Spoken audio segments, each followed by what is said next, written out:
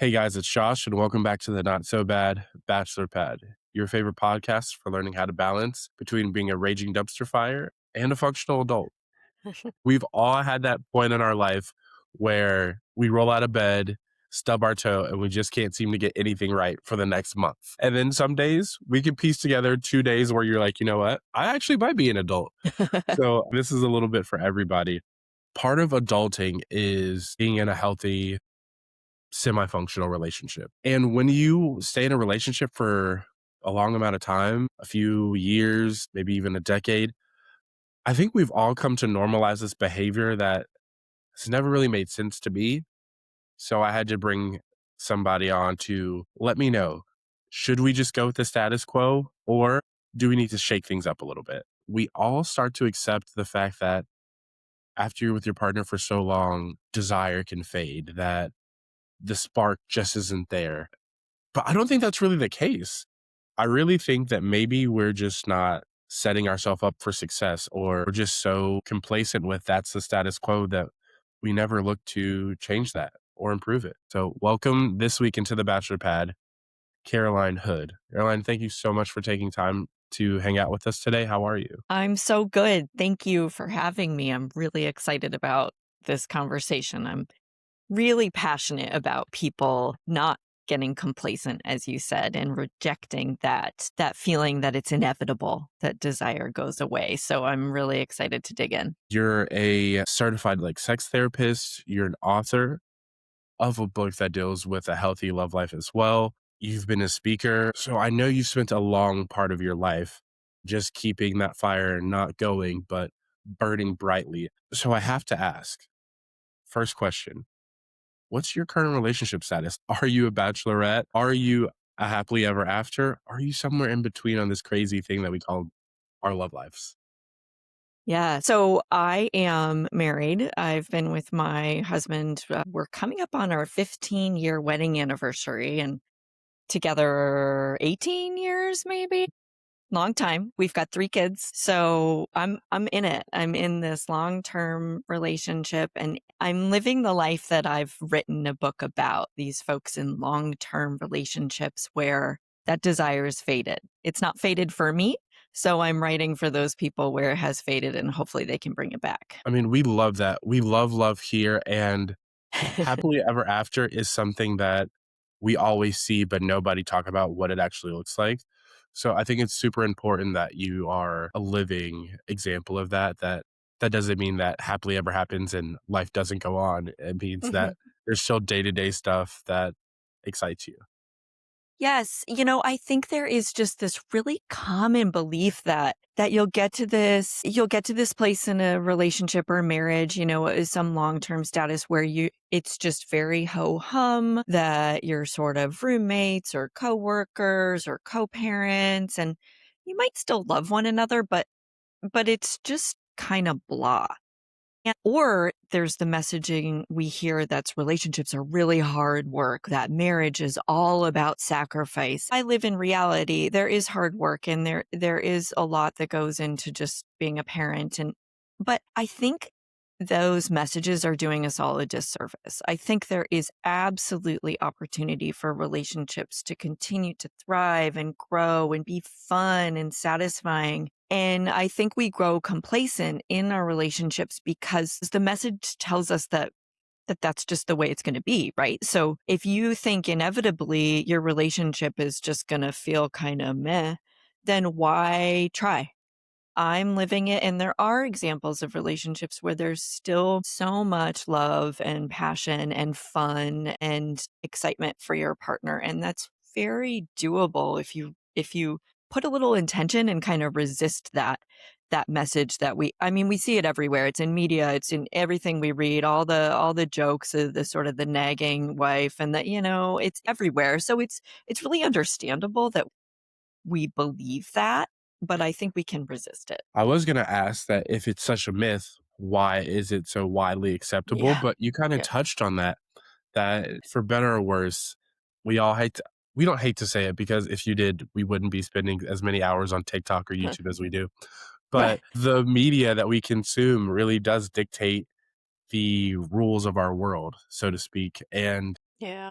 if it's something that's in almost every magazine we've read, like, since we were children, or every rom-com, movie, TV Yeah. show, what else are we to expect when we start practicing it in real life? Yeah, well, it's so frustrating to me because I think we're being fed two very distinct forms of media. The one that we're just talking about, which is that, the peak of your relationship is at the altar or on your wedding day, and then it only gets worse from there, which is really problematic. And so it just turns into this nagging, resentment laden relationship. But then we see there's a whole world of media of OnlyFans and porn and romantasy and dark romance. Like, people have sex drives and they have desire, and that is alive and well. It's just kind of not happening with the relationship that you decided maybe 10 years ago that was going to be your person, and somehow that's gone away.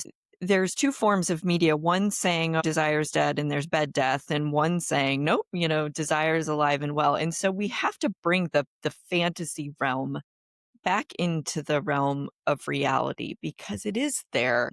And I just wish, I don't think any those tired tropes of the woman having the headache and the man always wanting to have sex, or just like whatever the trope is, they're not serving anyone. They're not serving the man, they're not serving the woman, they're not serving the couple. Buy into this idea. And so therefore we take no action to make it different. We can't be active bystanders in our own lives, like, we have to be the Yeah. ones actually doing and living.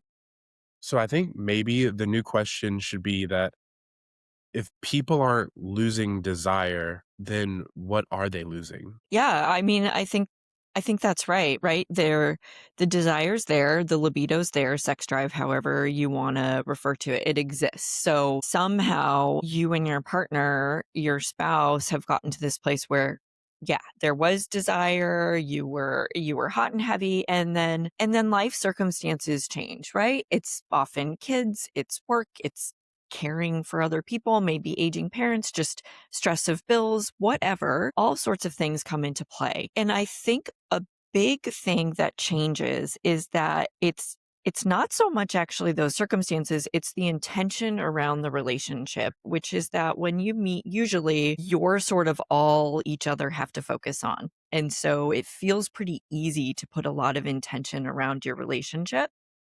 And then as you age, often other things come into the mix and life gets a little busier, maybe a little more full. And because there was no sort of awareness of the intention needed to really nurture that relationship, it goes away. And so that's what I think is missing, is that couples simply need to remember, I still need to treat you like a sexual being. I still need to treat myself like a sexual being. We still need to have this intimate connection. We don't want to be just co-parents or coworkers or roommates. We want to invest in one another and these identities that we have. And so I think the intention goes away, not the desire. Honestly, that's such a fresh take. Whether we are on OF or we're using that orange and black website, that's usually done in the privacy, like, you do that alone in a room or, like, just tucked away. However, if you're more intentional about bringing those curious, energetic, adventurous ideas into your real life, who knows? Your partner might be really receptive to it, and they also might feel maybe that, "Hey, there's a bit of a rut," and then that Mhm. this is something that actually helps rejuvenate that. So you're instead of the things that we think we should hide away being hid, maybe we should, like, Yeah. start sharing those, and who knows how they could maybe strengthen our relationships. Yeah, I fully agree. I'm a huge fan of communicating with your partner about sex, intimacy, desire, fears around any of that. And I think it's interesting because a lot of couples, they don't talk about it. Even though this is the partner that you've agreed to spend your whole life with and you share finances and maybe kids and everything else. But it's not their fault because these conversations can be really scary. They can be, when you talk about sex, it's one of the most, if not the most vulnerable, really scary, sort of ego sensitive conversations you can have. And so oftentimes it's easier to talk to a buddy or a friend or a therapist about your sexual desires than it is to talk to your partner because sharing those thoughts and curiosities with your partner is really high stakes. What if they think I'm weird? What if they think I'm not happy with them? What if, right? All of the negative what ifs can really go off. And so people get nervous. And we're also just not skilled to talk about sex. We didn't grow up feeling like that was appropriate. Most of us grew up, speaking for myself, some element of shame. And so you weren't supposed to talk about sex. It was private, AKA dirty or bad, right? So we don't have the skill around it. We're afraid because of that relationship being the most important to you. So then what happens is that people go off and they do things on their own. And that only perpetuates potentially bad narratives that are going on in the stories we begin to tell ourselves. Oh, he doesn't like me anymore. He doesn't find me attractive. This, that, and the other, because you're doing those what ifs. What if they think I'm weird or whatever, as opposed to the positive what if of what if this could bring us closer together? What if this could be more fun? What if this could add excitement? What if this could unlock this part of our relationship? So too many people go down the negative what if, and very few go down that positive what if. No, you're right. It's that famous phrase, "We need to talk." It Right. scares the hell out Dun of dun everybody, but dun. right, but it doesn't always need to be. I was like, "No, talking is the Yeah. base. Communication is Yes. the biggest piece." I don't know why we make such a big fuss over it sometimes, but that also begs the question of, we do all these things unintentionally, so are there any harmless habits that you see a lot of couples normalize that actually kinda lead them away from each other instead of towards each other? Yeah, absolutely. And I think that's really insightful the way you think about it, because I don't think anybody's doing this on purpose. Nobody's standing at the altar on their wedding day or whatever and saying, 10 years from now, I'm going to disregard what my partner wants and I'm not going to give a damn about them. And, nobody's saying that. They're wishing for a life full of bliss. So I think one of the biggest things that is so sort of societally reinforced is particularly when people become parents, which is that your kids become the center of the universe, and you are supposed to direct all energy, all physical touch, all emotional capacity, all of that investment toward your kids, because as parents, this is what we are told, and particularly mothers, I think, that we are told that we are fully now in service of the other, meaning your child or children. And I think that's a really beautiful altruistic stance to take. And I think it's extremely damaging for couples, because couples forget to continue to be couples, and they forget that they need to be that strong foundation for their children and a strong unit that is intimately connected, not just logistically connected. No, leaving and making room for each other is super important, and this is something we've spent a lot of time on this season, is the island couples. I don't know if you've heard of Mm, that before, but it's just those couples who forget that they have friends, family, and they just are so right. absorbed into themselves. I think this is a variation of that, like, the death of desire is becoming an island parent, so to speak. You spend so much time worrying about, "Am I being a good parent?" Which is important to, like, we're not saying that that's a relationship we should For sure. neglect. Yeah. Forget about However, your children. Yeah. right, I was like, the saying is also happy wife, happy life. And the hierarchy, you can't really put one above the other, but I guess sometimes balancing multitasking is statistically harder for people, so I could see how they may let one fall by the wayside while they Mhm. kinda hyperfixate on the other. Yes, and I think it's not only is it societal messaging that tells us you're a parent now and this is your ultimate duty and responsibility, it's also just logistically challenging. I mean, children require so much of your time and investment. So to resist that tendency is really challenging, and again, I don't want anyone to feel like, "Oh shoot, I did this. I screwed up." Nobody screwed up. It's just a opportunity to gain some awareness and think. Often what I think about is when parents become parents, we all walk into relationships with our identities of brother or sister or, friend or musician or worker, and then you become a wife or husband or spouse. Great. And then when you become parents, it feels like it's zero sum. And so instead of expanding that and adding parent to your set of identities, you say, okay, great, I've added parent and I have to get rid of sexual person. I have to get rid of my sexual agency or my sexual identity. That's gone. I am now this beacon of service, and and the loop is closed. And that is, I think, so toxic and so cancerous to the relationship that brought these kids into the world. And it's so funny because, especially in the current scape that we are in, moms are hot, dads are Yes. hot. I mean, you have your MILFs, your DILFs, your GIFs.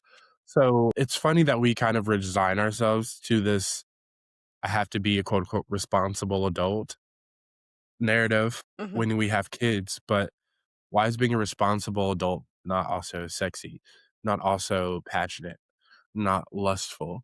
I've heard this so many times. They're like, "What?" I was like, "You had to get here some way, like, your parents Yes. definitely, like, they touched each other, they had sex." So, you're right, and we teach our kids that sex isn't a word you shouldn't say out loud, or we almost gaslight ourselves out of having a healthy romantic and sex life as parents because of the lessons we teach our young. Yes. Well, we're carrying with us so many messages that we were taught that it's an either or, it's Madonna or whore, you're good or you're slutty. There's no in between where you can both be a parent and continue to be this person with sexual agency. And even, I was thinking about it this morning on the rules on social media where if you see people who talk about or write about sex, they have to spell it differently or else the algorithm will kick them off. And so people are spelling it with asterisks and other Definitely done things. that. And yeah, and I was thinking about it. I was like, I understand that we need to protect and things there needs to be age appropriate, but also is this is a universal conversation. This is we are humans, we are mammals. This is part of our human nature. We are sexual beings, but we have also equated it to be this taboo, shameful thing. And so just this piece I was reflecting on, like, we can't even type out the word or else, oh no, what's going to happen what are we saying about this thing that we all clearly desire and we all need and the planet needs, and yet we can't have adult conversations about it and we can't teach our kids to feel good about it and to learn accurate information and all of that. No, it's really big. It's something that we've spent a lot of time on over the last 6 years is, at best, we can say the US teaches abstinence Yeah. rather than sexual education. And what I mean by that is there's never any talk of pleasure. There's always shame and taboo associated with the education that we receive. And they only show Mhm. you the scary parts. So like teen pregnancy, STIs, like disease. Right. That's That's it. such a that's Yeah. great. Like it's such a Yeah. small Yeah. portion of the whole scape. But that's the thing. So and then when we educate that way, of course your kids don't want to come tell you or ask you questions because they're like, well, this is scary. This is bad. So, like, I probably shouldn't be doing it. So, my parents aren't going to help me or point me in the right direction. In reality, I think it's quite the opposite. Yes. I mean, absolutely, those conversations should be had, and I think when they're not had, kids are smart. So if it's not being said, they learn that there's something bad about it. So there's the conversations that aren't happening are actually quite loud. They're learning that there's something shameful or dirty or bad about it, and so it's something that they take into hiding as opposed to conversations around sex where it is this opportunity for kids to talk about consent, to talk about pleasure, to say, hey, these are beautiful parts of your body. And as you grow up, so you're going to feel certain things. And that's amazing. That's telling you that organ or whatever it is functioning well. And that's a wonderful thing. And yes, we do this in private, but that's an exciting time for you to develop and learn. And I think particularly for girls to be able to have conversations around their pleasure. I mean, boy, nobody's really getting good conversations around pleasure, but I think Right. I For think sure. boys are a little bit more, yeah, masturbate and don't. flush your socks down the toilet or something. There's sort of some plumbing that's going on. But if girls are having any conversation about masturbation or their own pleasure, I mean, that is just, I think, exceptionally few and far between. And so they learn that they're through those non-conversations again, I think girls are learning that their pleasure is wrong, it's dirty, it's not important, whatever, however they interpret it. And then we get ourselves into really potentially challenging, difficult, and maybe unsafe relationships when we become sexually active because we don't have any acumen for it. I can agree with that wholeheartedly, and I say this, the reason I am a big advocate for revamping sex education is because I don't think anybody should have to learn through trial by fire. Yeah. I was like, sure, they do the disease and some sexual health when you're in middle school, high school, primary, but that's not enough. And Yeah. so the next time you really learn about it is once you start being active or you go away from your community, your parents, and you're in university. Yeah. And then not everybody gets a second chance. I say this as somebody who's witnessed a lot of young people lose their opportunity at fulfilling, nourishing relationships and not being a quote unquote creeper because they weren't given the tools. So the minute that a young man makes a woman feel uncomfortable, especially in today's culture, everybody has eagle eyes on him. And then it's like shame, shame, shame, shame. And then that young guy's probably never going to want to be romantic again. And how's that going to domino for women as well? Yes. I mean, it's really interesting. You think about there are really potentially negative consequences of sex. There's disease, there's unplanned pregnancies, there's all sorts of shame and guilt and these grades of doing things that maybe you did or didn't want to do. So we have this thing in our society that everybody's probably going to do at least once. There are the few exceptions, but let's just generalize and say this is a universal behavior. And yet we won't talk about it and we won't set people up to succeed. We won't set kids up to succeed by having frank, honest, open conversations about what it means to have enthusiastic consent, about what it means to seek pleasure, to be a good lover, to reciprocate, to have a robust and nuanced approach to sex. I mean, we are not having those conversations. And so as you said, yeah, I mean, people are just trying things out and if you're lucky, you're making mistakes that are sort of just funny stories that you can tell your friends. But if you're not lucky, those mistakes can set your entire life on a completely different course. 100%. 100%. Could not agree more. Yeah, no, I mean, it's just, it's so frustrating. I feel like I didn't learn about my body until I got pregnant. I mean, I was like, oh, that's where that anatomy is when I'm like looking at, the scan at my OBGYN's office. I mean, I did not understand my body. I certainly had no education around pleasure. I knew I was going to get my period and that didn't mean I was going to die. That is all I understood, which is helpful. You start bleeding and you go, okay, good. All right. This is normal. I'm not dying. That's it though. You're like, "Other people do this too? You do this every month Yeah. for at least the What? next 30 or 40 years? What?" Yeah.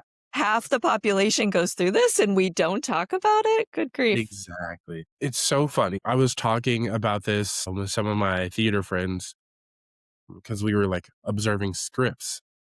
Sorry, Mm. guys, I'm good for at least 1 or 2 tangents throughout the episode.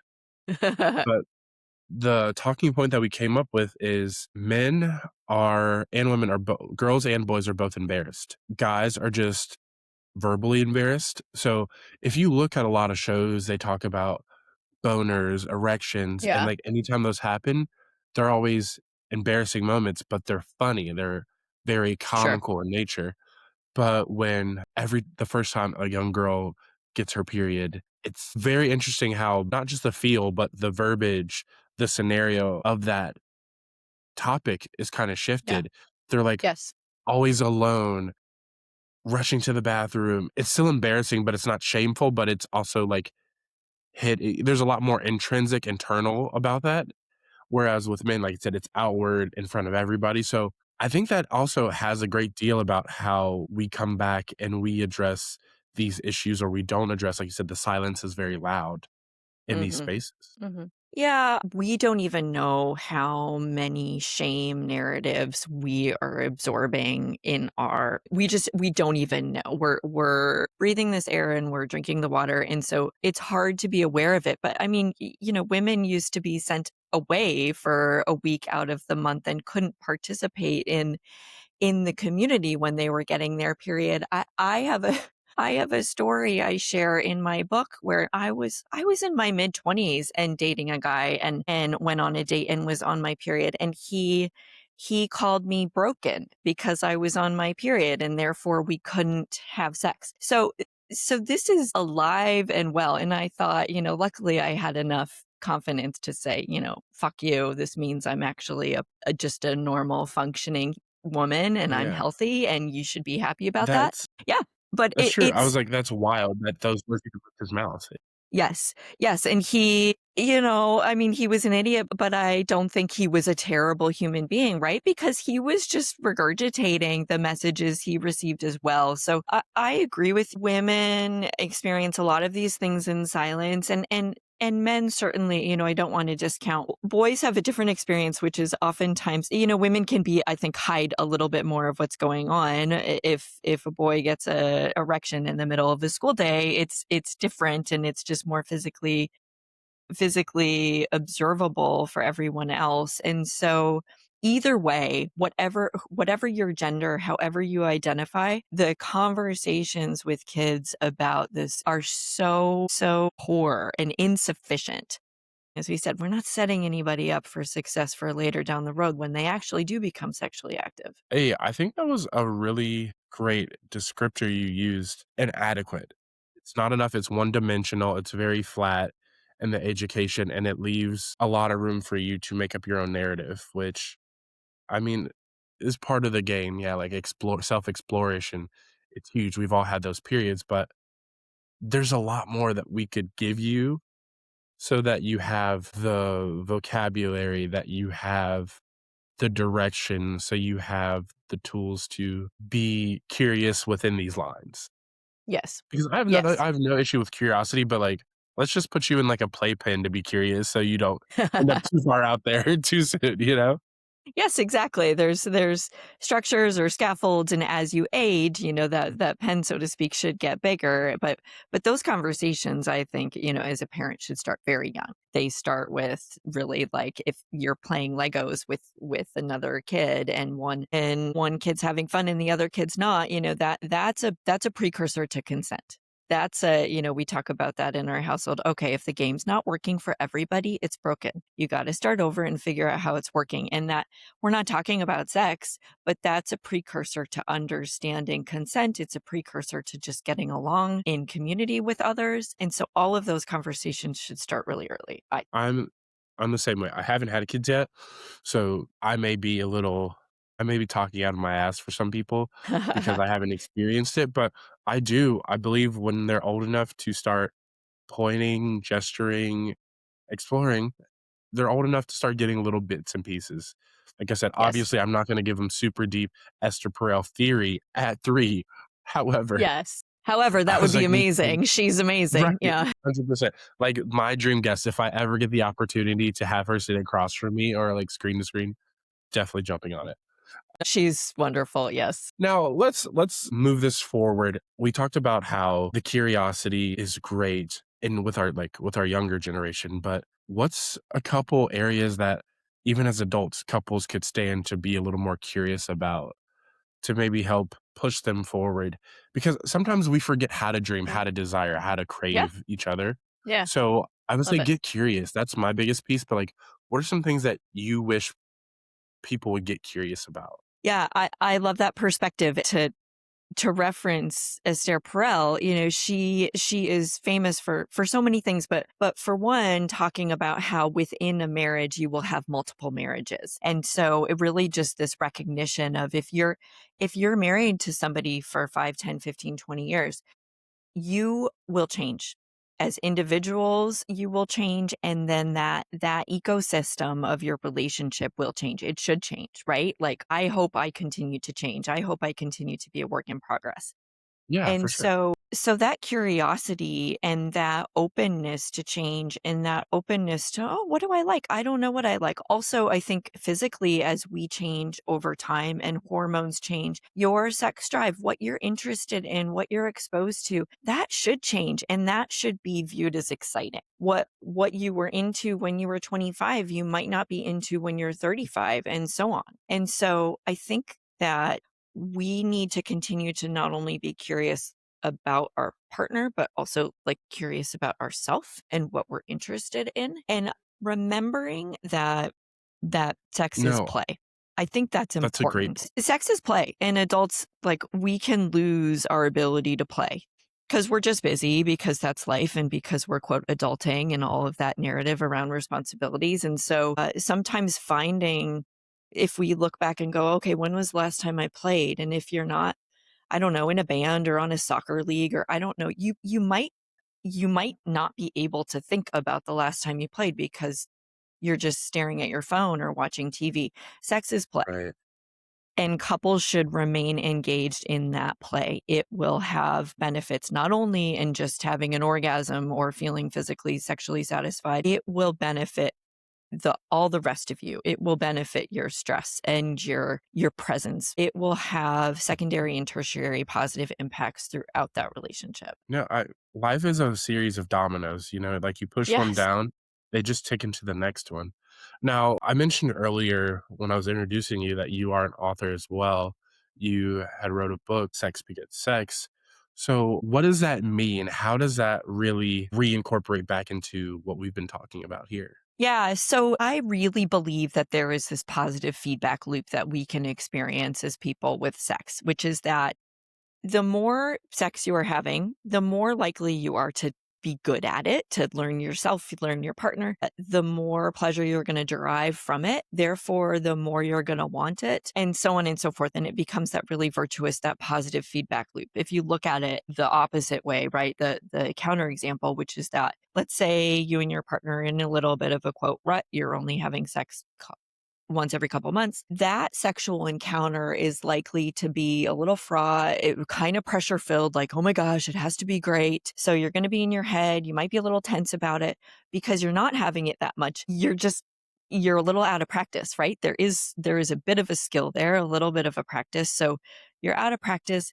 It's maybe not all that enjoyable. And so then therefore you don't really want to have it as much as you could. So that feedback loop turns into a negative feedback loop, which is like, it's not all that fun. I don't really want to do it. So therefore I won't, and so on. I mean, I'm not saying something that's wildly nuanced or specific about sex that you don't think about going to the gym or playing piano or habit that you have that as you gain mastery and skill, you want to do it more, you want to share it more, you want to do it, and so on. And so for some reason, though, I think there's a narrative out there that says frequency actually doesn't matter all that much. It's about the pleasure, and let's really prioritize and center that. And even if it's not happening all that much, that's okay. And I just push back on that logic because I do think if you were experiencing the degree to pleasure that you could, you would be having more of it because of that natural feedback loop. No, I am in the same camp as you. So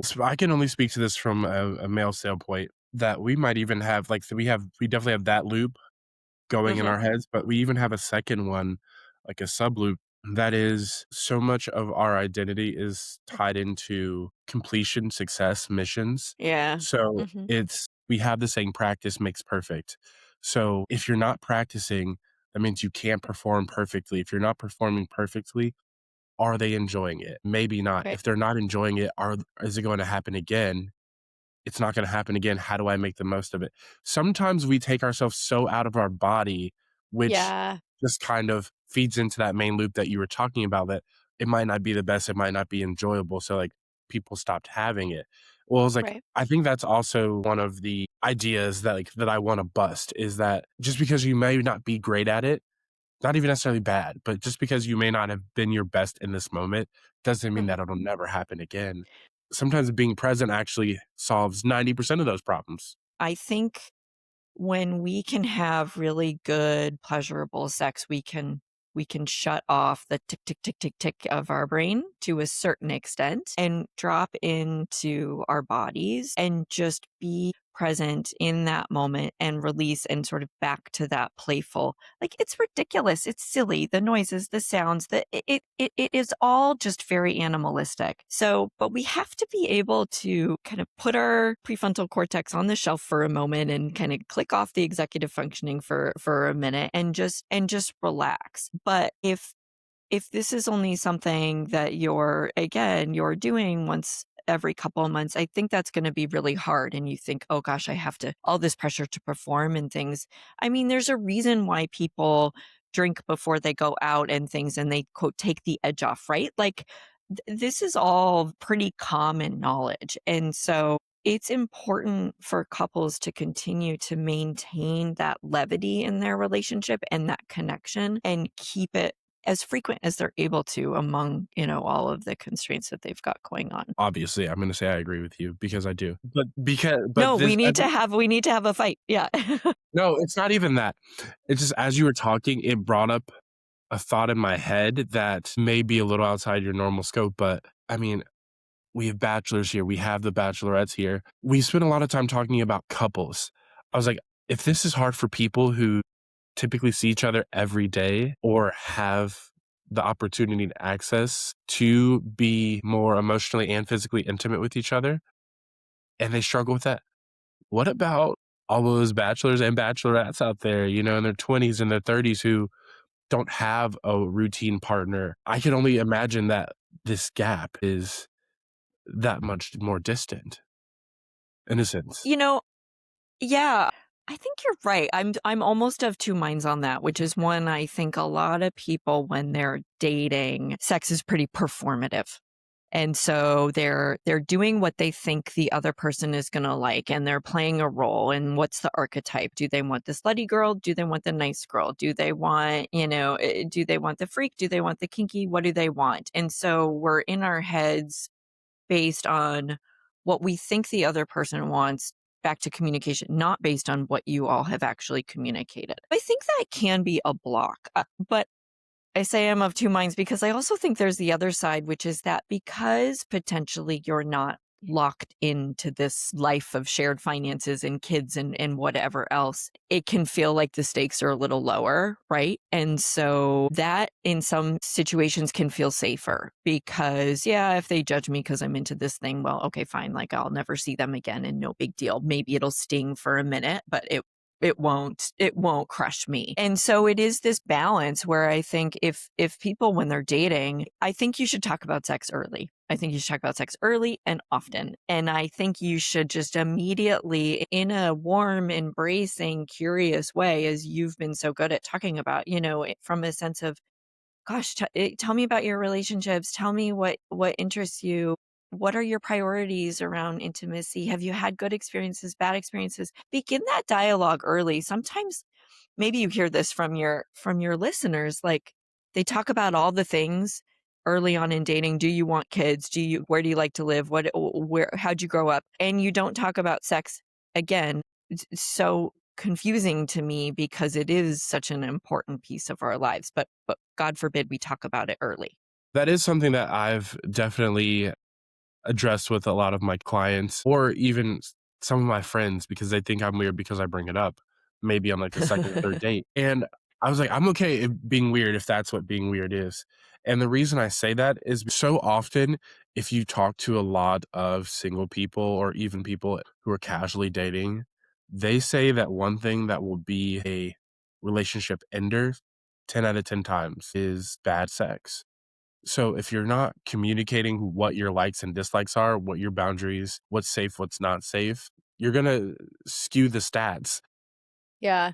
against you because I call it the highlight reel, is because we Yeah. we all have these moves. We have a thing that we're good at, and then when the first time that we're with somebody intimately, or we just rely on the highlight reel. We're just like, here are my set of moves, like maybe some of my famous pickup lines. I'm dimming the lights. We have these things that we try to do. They've been our tried and true. They've been with us since we were Yeah. children. However, they may not work on this person. That might be the complete opposite thing that they're into. Like you might think that you're building that connection, but really you're giving off the biggest ick, the biggest red flag to the other person because they're like, "Ooh, I actually don't like when it's too passive or when it's just like, wow, right in your face." So early on, you could have tested the waters and be like, "Hey, how do you feel about physical intimacy?" Like, even, like, hand holding, kissing in public. PDA is a great jump off point to Yeah. those other areas, but it also is, like, one of the things I love asking on, like, the 3rd or 4th date, or if I think I'm gonna be intimate tonight is, "What is, like, one of the craziest adventures or, like, desires that you just haven't lived yet?"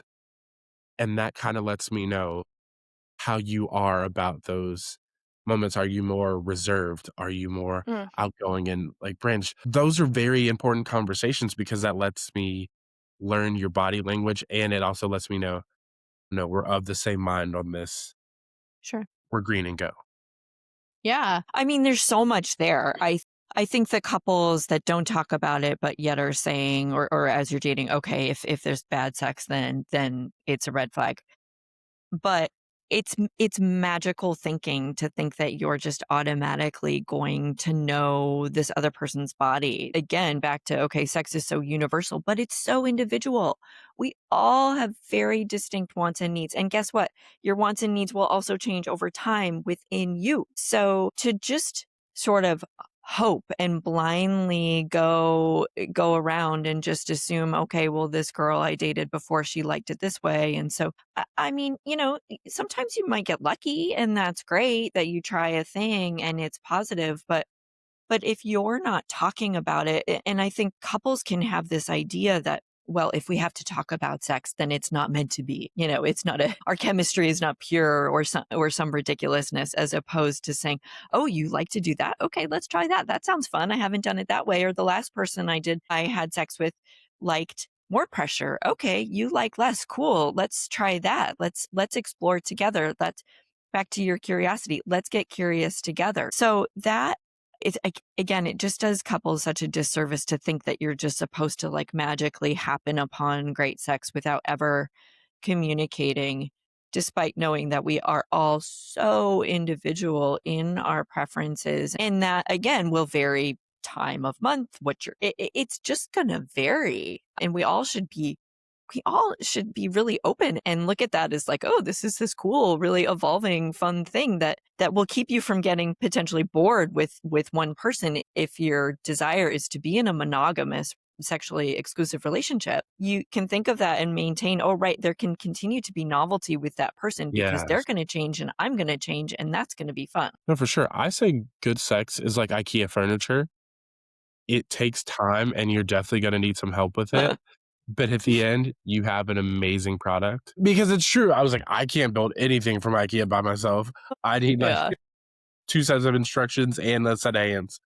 But that's the same, like I said, when you're in a relationship, how to build a good, not just even physical intimacy, but just good connection, good just general intimacy with your partner is, "Hey, here's kinda my background. Here's the map I have. Here's the picture of what we're trying to build. Can you hand me this piece? Just tell me about you. Like, what do you like? What are you into?" Nobody's gonna look the same in 10 years. You're not dating the same me from 10 years ago. So, once again, staying curious about your partner, getting those updates, they help you to build this furniture. And then you take a step back and you're like, "Wow, we've done this," you know? Yeah. It's a Yeah. beautiful thing. It is, and I think, you were saying the question that you ask on dates about, what are their desires, whether that's inside the bedroom or not. I do think there's a piece that is important to recognize, and I often hear this from women, but I'm sure men experience this too, but I've heard it more from women, which is that they don't even know how to answer that question. And that goes back to all of the narratives around, women are supposed to be caretakers. Our focus is on other people. We're also not supposed to give a damn about our own pleasure. We're not supposed to be sexual. So I've certainly spoken with a lot of women who honestly are totally unaware. If you sit them down, you say, "What are your fantasies?" They draw a blank. It's not because they're asexual or people who don't want to be sexual. They just have no they have no language for it and no recall and no understanding. So then there's this like, oh gosh, then they get to go on this whole journey of exploring, but they've never had permission to do that before. And that's a whole nother episode in itself, guys, Yeah, which I know. we might have to get into later. But I understand what you're saying because sometimes having a blank state is refreshing and it just means sky's the limits. However, if you don't know what you want to paint, where to place your first stroke, those options could be debilitating.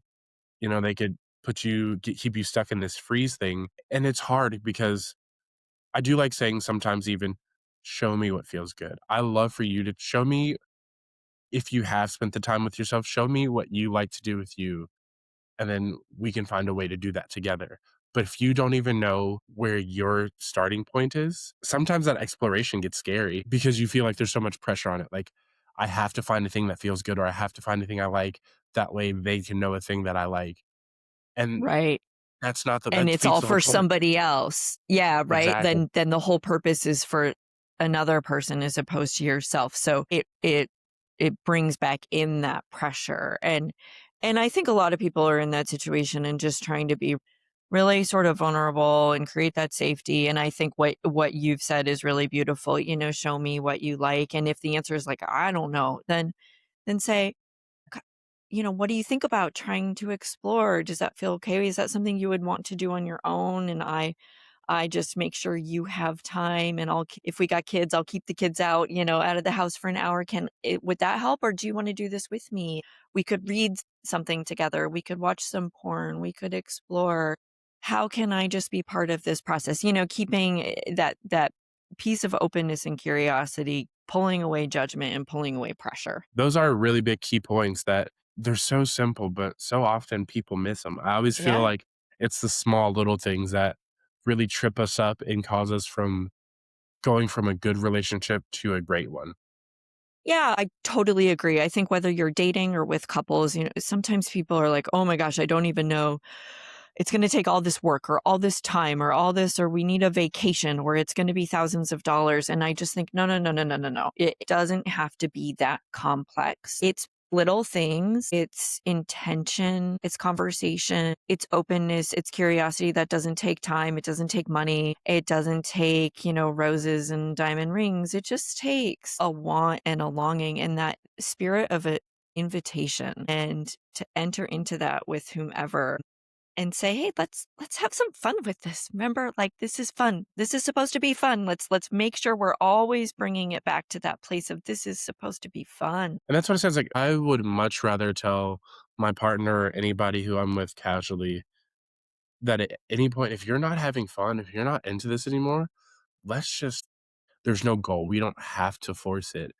I would rather you stop when and where you feel comfortable, or you do things on your terms that you're excited about, because the minute this feels obligatory or forced or just you're disconnected from it, you're going to start associating me with those feelings. And that's going to lead to a lot of issues down the line that I don't really want to be a part of. So hey, like, it's okay to pull the Yeah. cord, open the Yeah. chute. Yeah, completely. I mean, to feel like you were an obligation is not a turn on. Nobody's going, "Oh my gosh, that's really sexy. I really want to have sex with you because you feel like you have to." But so many people do get to that place, right? That is Mhm. that Oh, really yeah. common refrain of, "Oh, it feels like an oil change or obligation." And so that's really just when I encourage people, couples, women to go back and go, "Okay, how do I go back to my own sense as a sexual being? How do I reclaim that if I've felt like I've lost it and now it's just become this duty? How do I bring back my erotic self and bring back our erotic nature into the construct of our relationship?" Because I don't think anybody wants to have sex with somebody that feels like they're required to have sex with you. I think that doesn't feel good. Been there, done that, did not love it. No, So I want you to finish this sentence. The happiest couples never stop blank. word that immediately came to my mind was flirting, and I don't know if I thought longer about it. Speaking for my relationship, you keep the touches, the jokes, the innuendo that's outside of the bedroom that's just woven in throughout your life. That's not only, okay, we're going to have sex in 30 minutes. So now I turn on the charm, but it's over coffee. It's while you're headed out the door. It's whatever you're doing. My partner and I joke and I say, yeah, I want you to treat me like a piece of meat. Like, yes, yes. Like that is a requirement in our relationship. I want you to treat me like a sexual being. And part of that is predicated upon the fact that we have love and respect and compassion and safety for Yeah. one another. And so with all of those as foundations, then we can just also play with one another as objects of our desire. And so I do think flirting also free, also easy, takes no time. If couples just do that, just keep that they will be so well served. I couldn't agree more. Like, that's the fun bit about being with your partner is you have somebody who you get to flirt with for the rest of your Yeah, life, I know. and Enjoy. that's so underrated, but I love doing that. I just love flirting with people, I just love flirting. It's fun, it's warm, it just makes people feel good, and that's one of my biggest baseline desires is just to make people feel good. Yes, everybody loves to be flirted with. It's like whether it's at the grocery store or wherever, somebody hits on you, that feels good. You wanna give that to your partner and you want it back, so you can keep that up. Yeah, for sure. Now, I don't even know what the common theme of today's episode was, but it I made don't me know. feel good. Oh, good. And that's just the fun thing about, about this is everything's really connected, so I hate saying that we should just focus on this one point and spend an hour on it. No, like, nothing exists in a vacuum, in isolation, so how do you talk about A without talking about the other 25 letters of the Mhm. alphabet? Yes. Yeah, well, and sex is just such a good example of that. It's universal, it's individual, it's fun, it can be heavy, it can be confusing, it can be amazing. I mean, it is a very complex, very nuanced topic that is just wildly under discussed. Hopefully people just see that it's complex, it's fun, communicate, enjoy, be curious. Like just be curious. Like it's okay, little baby steps and have fun and this desire, this just stop that narrative that says desire goes away. Stop, make sure you see those messages in the media, just go, nope, I will not ascribe to that. I will keep pushing through. I will keep a happy sex life and this is possible. I want people to believe that. And I do too. I love love, and if this episode changed the way you view desire, make sure you hit that subscribe button and share it with somebody who's trying to build or even rebuild their relationship to last. We'd love to hear more about what the rest of 2026 holds for you. I know everybody is like pausing this episode, already following you on Instagram and all of the other like platforms down in the description box. But like while they're doing that, let's listen. What's going on with you for the rest of the year? Yes, what's going on for me? I'm trying to get this book that I've written out into the world and awaiting a publication date. And I'm continuing to write a lot more. I love being in conversations like these. I love bringing into the light what's often kept in the dark and just being in community and connection and supporting one another. So that's my continued goal is doing more of this. And you said you love love, you love helping people. I just want to help people. I want people to be happy and to feel fulfilled and to be nourished. So that's what's going on with me and all of that you can sort of keep up to date with my stuff. All of my handles are the same, so it keeps life pretty simple at Desire in Real Life. The website is www.desireinreallife.com and the Substack is also at Desire in Real Life. And all of them, go one direction and you can find the others. And I love chatting with people. So people can also reach out to me there and send me messages and or ask a question. Happy to provide some guidance. Once again, thank you so much, Caroline, for hanging out with us for a little bit this week. Guys, click the links, go down the rabbit hole and see Yeah. what else she has to offer. If you have noticed that scary S word sneaking up on you, stagnant. And listen, that word scares the heck out of me, and so Yeah. hopefully it does for you guys as well.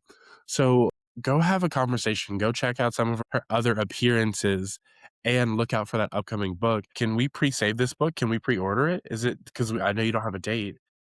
Yeah. Not yet, but I will let you know. I will follow up with you so you can share with everyone. Well, perfect. If you're hearing this in real time, then just keep waiting, checking out her stories to see when that book drops. If you're hearing this from the future, hello. Hopefully you won the lottery because I gave you the numbers at the end of this video. But hopefully you already have the book on your shelf. And until the next time, I will see all you amazing bachelors, bachelorettes, and partner people next week for an all new episode of the Not So Bad Bachelor Pad. Until then, remember, stay curious. See you guys.